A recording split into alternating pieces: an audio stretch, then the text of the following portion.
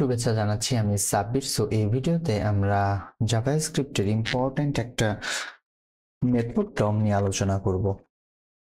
So ডম নিয়ে আলোচনা করার জন্য শুরুতেই আমরা এই ডমের মিনিংটা জেনে নিই। সেটা হচ্ছে ডকুমেন্ট রাইট অবজেক্ট মডেল। এটা হচ্ছে ডমের ফুল মিনিং। এন্ড ডমটা কি? ডমটা হচ্ছে মূলত আপনার কোন একটা ব্রাউজারের এপিআই, কোন একটা ব্রাউজারের এপিআই যা দ্বারা হচ্ছে এইচটিএমএল এবং এক্সএমএল এর কাঠামো ট্রি এর মতো করে আর কি শো করাবে। সো এইচটিএমএল থেকে আমরা ডকুমেন্ট থেকে আমরা ধরেন এইচটিএমএল পেলাম, এইচটিএমএল থেকে একদিকে বডি পেলাম, একদিকে ট্যাগ পাইলাম H1 what ever, R H1 থেকে একটা টেক্সট পাইলাম, ওইদিকে আর একটা টাইটেল পাইলাম। এভাবে আস্তে আস্তে একটা ট্রির মতো আই মিন গাছের মতো বিস্তার বহন করে।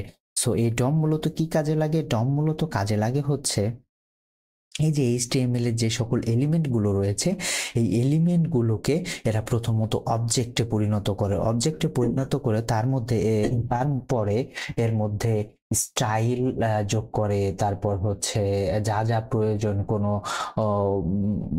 কোনো কিছু অ্যাড করতে চাইলে বা কোনো ইভেন্ট ঘটাতে চাইলে ওই জিনিসগুলো কোনো একটা প্রোগ্রামিং ল্যাঙ্গুয়েজ দ্বারা ডমে এই কাজটা করে ফেলে আর কি।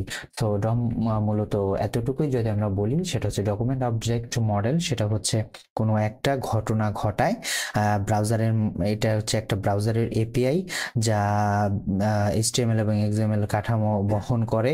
এবং এটা আমি আবার রিপিট করছি, এইচটিএমএল এর যে সকল এলিমেন্ট গুলো রয়েছে, এই এলিমেন্ট গুলোকে এরা হচ্ছে আপনার এই এলিমেন্ট গুলোকে অবজেক্টে রূপান্তরিত করে, এবং অবজেক্ট রূপান্তরিত করার পর এটা আপডেট করে কোনো একটা প্রোগ্রামিং ল্যাঙ্গুয়েজ দ্বারা। আমরা যেহেতু জাভাস্ক্রিপ্ট শিখছি, আমরা জাভাস্ক্রিপ্টের মাধ্যমে এটা পরিবর্তন করে ফেলতে পারবো আর কি, রাইট?